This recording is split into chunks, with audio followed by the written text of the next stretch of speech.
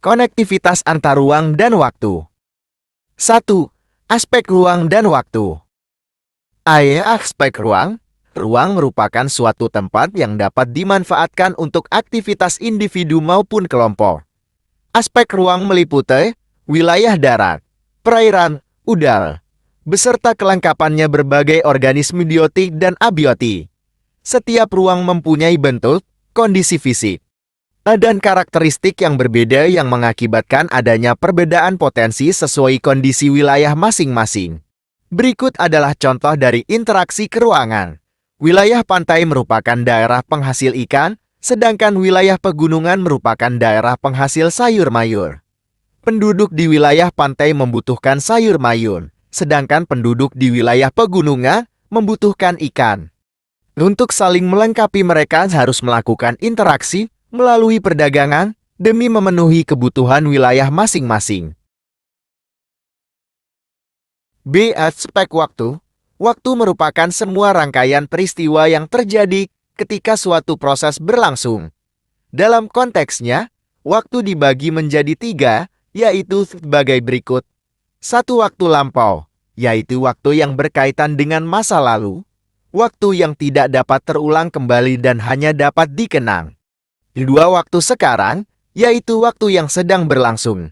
Waktu sekarang adalah saat yang harus dimanfaatkan dengan sebaik-baiknya. Salah satu contohnya adalah jika saat ini Anda sedang belajar di kelas, sebaiknya waktu digunakan seefektif mungkin untuk belajar. 3. Waktu yang akan datang, yaitu waktu yang belum dilalui. Segala bentuk kegiatan yang akan dilakukan pada masa mendatang perlu direncanakan dengan matang supaya dapat berjalan dengan baik. Contohnya, pemerintah daerah menyusun perencanaan tata ruang wilayah daerah untuk 5 tahun mendatang. 2. Interaksi keruangan dan waktu. Perbedaan karakteristik ruang antar wilayah. 1. Kandungan unsur hara lapisan tanah. Unsur ini dalam setiap wilayah berbeda-beda. Contohnya, wilayah lereng pegunungan vulkanik umumnya mengandung unsur hara yang tinggi. Kondisi ini disebabkan dari sisa aktivitas vulkanik, paparan sinar matahari yang cukup, dan suhu yang rendah, sehingga sangat cocok untuk dimanfaatkan sebagai lahan pertanian hortikultura. B. Wilayah dataran rendah dengan hamparan padang rumput yang luas dan suhu hangat merupakan wilayah yang cocok untuk kegiatan peternakan. Contoh peternakan domba dan kambing. 2. Kandungan mineral. Struktur yang berbeda memengaruhi kandungan mineral yang ada di suatu wilayah. Berikut contoh perbedaan kandungan mineral di Indonesia. Jayapura merupakan daerah yang memiliki kandungan logam tembaga dan emas terbesar di Indonesia. B. Kalimantan dengan karakter tanah gambut, banyak mengandung unsur-unsur karbon, seperti batu bara, intan, dan permata. 3. Karena keragaman hayati menyebabkan adanya perbedaan flora dan fauna, serta komoditas pangan di setiap wilayah. Contohnya sebagai berikut. Laut sebagai sumber komoditas pangan berupa ikan, udang, kerang, dan berbagai komoditas mutiara yang banyak dimanfaatkan sebagai bahan pembuat perhiasan. B. Daratan sebagai sumber komoditas pangan berupa padi, sayur-mayur, dan buah-buahan. 4. Lapisan atmosfer. Hal ini memiliki keterkaitan dengan kondisi iklim dan cuaca di suatu wilayah. Tiap daerah memiliki karakteristik cuaca yang berbeda-beda. Sebagai contoh, wilayah pegunungan yang bersuhu udara sejuk cocok dimanfaatkan sebagai berbagai objek pariwisata dan tempat peristirahatan. B.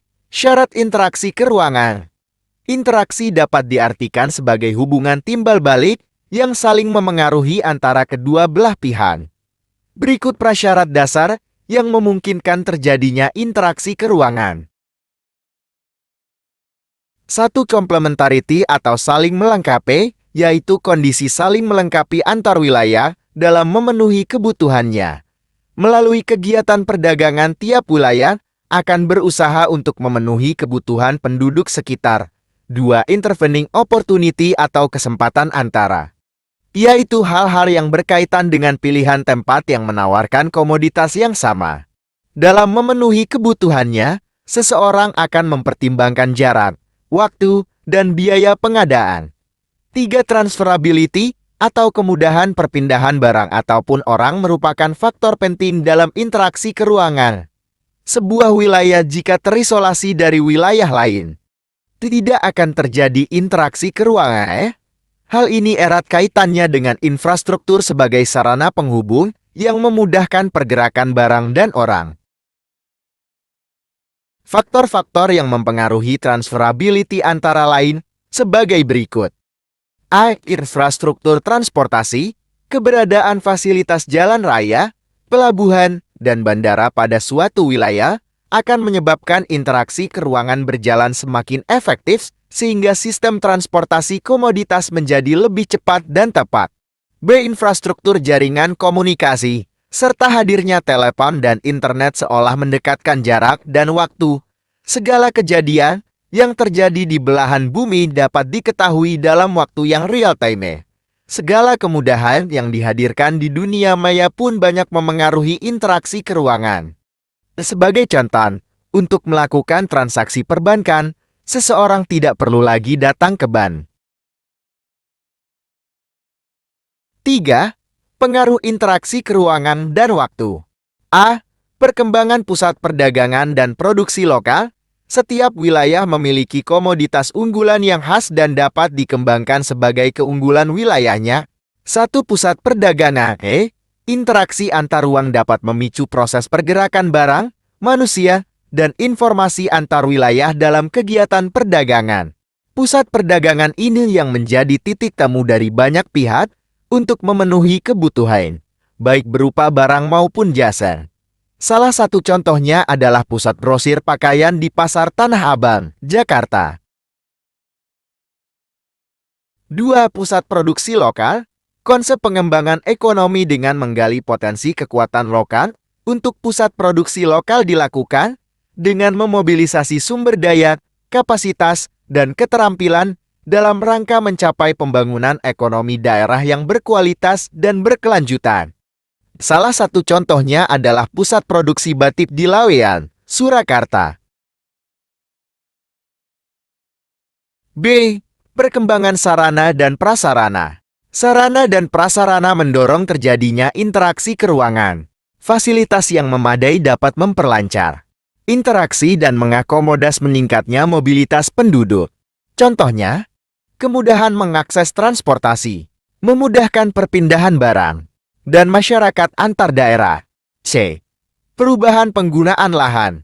Interaksi keruangan menuntut alih fungsi lahan sebagai tempat-tempat pusat perdagangan, infrastruktur transportasi, infrastruktur jaringan komunikasi. D. Perubahan orientasi pekerjaan. Berkembangnya kegiatan jasa menyebabkan masyarakat mulai meninggalkan kegiatan agraris. Masyarakat beranggapan bahwa pekerjaan di sektor jasa lebih modern daripada di sektor agraris. E. Perubahan sosial. Perubahan tatanan sosial akibat interaksi keruangan merupakan bentuk upaya dalam memudahkan seseorang untuk memenuhi kebutuhan hidupnya. Akulturasi budaya dan saling menghormati satu sama lain akan terjalin dalam interaksi keruangan. Salah satu dampak perubahan tatanan sosial yaitu akulturasi budaya. 4. Bentuk interaksi keruangan. A. Perpindahan penduduk migrasi. Migrasi merupakan bentuk interaksi antar ruang yang mengakomodasi pergerakan orang dari satu wilayah ke wilayah lain dengan tujuan tertentu. Ada beberapa jenis migrasi, 3 di antaranya yaitu imigrasi, emigrasi, urbanisasi. B. Komunikasi. Komunikasi merupakan bentuk interaksi antar ruang yang melibatkan pertukaran ide atau gagasan, baik secara langsung maupun tidak langsung. Salah satu contoh pertukaran informasi yaitu siaran televisi yang menyiarkan kejadian-kejadian aktual di suatu wilayah. C. Transportasi. Bentuk interaksi antar ruang dalam pergerakan barang dan jasa dari daerah satu ke daerah lain, antara lain perdagangan internasional, ekspor dan impor, dan pengiriman komoditas, perdagangan melalui transportasi laut, darat, dan udara dari daerah satu ke daerah lain. Kondisi sosial Indonesia. 1. Kondisi sosial budaya. Indonesia memiliki suku dan budaya yang beragam yang meliputi bahasa, adat istiadat, tatanan kehidupan, sistem kekerabatan, kesenian daerah, dan tempat asal. Kondisi sosial budaya masyarakat Indonesia antara lain sebagai berikut. A. Sistem kekerabatan. Karakter asli yang dimiliki oleh bangsa Indonesia sejatinya adalah sistem kekerabatan yang sangat erat. Hal ini dapat dilihat pada perilaku kehidupan sebagai masyarakat perdesaan yang belum terpengaruh budaya luar. Sebagai contoh, ketika seseorang akan mendirikan rumah, masyarakat desa akan bergotong royong membantu pembangunan rumah tersebut tanpa mengharapkan imbalan. Seiring perkembangan zaman, masyarakat Indonesia mulai dituntut dengan kehidupan yang serba praktis yang menyebabkan sistem kekerabatan lambat laut mulai tergerus. Masyarakat perkotaan lebih senang hidup individualis dan mulai meningkat. B. Taraf pendidikan masyarakat perkotaan umumnya lebih tinggi daripada masyarakat perdesaan. Hal ini karena tuntutan kehidupan kota yang lebih kompleks dengan perkembangan teknologi yang sangat cepat. C. Pola pikir masyarakat perkotaan cenderung berpikir praktis dan pragmatis saat berhadapan dengan permasalahan kehidupan yang dihadapi dalam kehidupan sehari-hari. Bertolak belakang dengan pola pikir masyarakat desa yang masih menjunjung tinggi norma sosial dalam menjalankan kehidupan. D. Tingkat mobilitas yang tinggi pada umumnya terlihat di wilayah perkotaan dan pusat perdagangan. Pulau Jawa dan Batam merupakan contoh pulau yang mempunyai aktivitas mobilitas tinggi. Hal itu karena di wilayah pesisir utara Jawa terdapat banyak bandar udara dan pelabuhan yang memudahkan mobilitas antar pulau. 2. Kondisi sosial ekonomi. Sebagai negara berkembang, Indonesia memiliki keuntungan dengan jumlah penduduk usia produktif yang berlimpah. Berdasarkan data sensus penduduk Indonesia,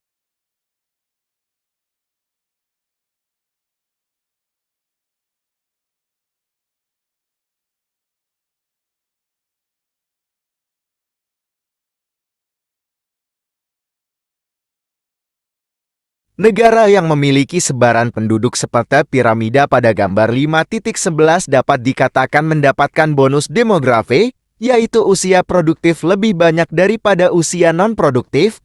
Pada satu sisi, bonus demografi merupakan kesempatan besar untuk mendorong kemajuan bangsa. Sedangkan pada sisi lain dapat menjadi ancaman jika tidak dikelola dengan baik. Berdasarkan data Badan Pusat Statistik BPS, penduduk Indonesia bekerja di berbagai sektor yang tampak pada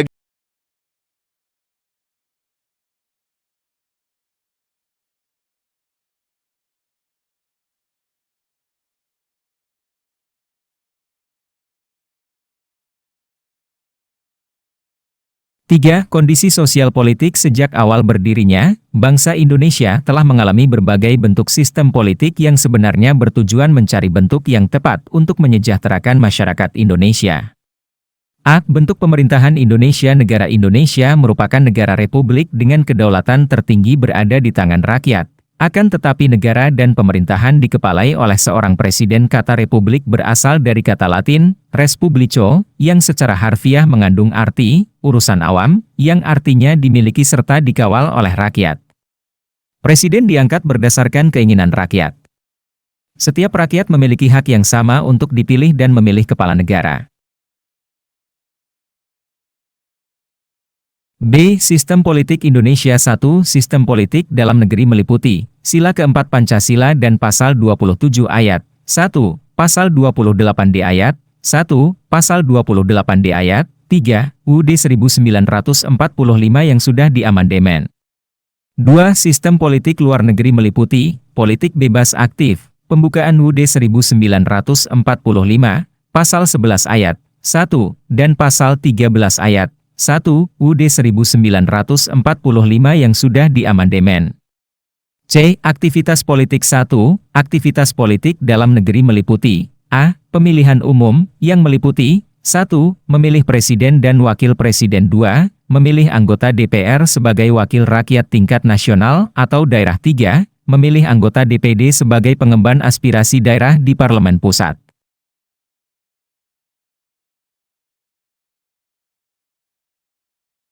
B. Unjuk rasa merupakan sarana penyampaian aspirasi rakyat ketika aspirasi yang diwakilkan kepada anggota DPR tidak terakomodasi dengan baik. C. Dialog terbuka politik. Media massa dan podcast sering dipakai oleh pelaku media untuk mewadahi dialog terbuka antar tokoh politik. 2. Aktivitas politik luar negeri yang meliputi A. Pertukaran duta negara. B. Membina persahabatan dan kerjasama antar negara di dunia dalam bidang sosial budaya, ekonomi, EPTEK, dan pertahanan keamanan.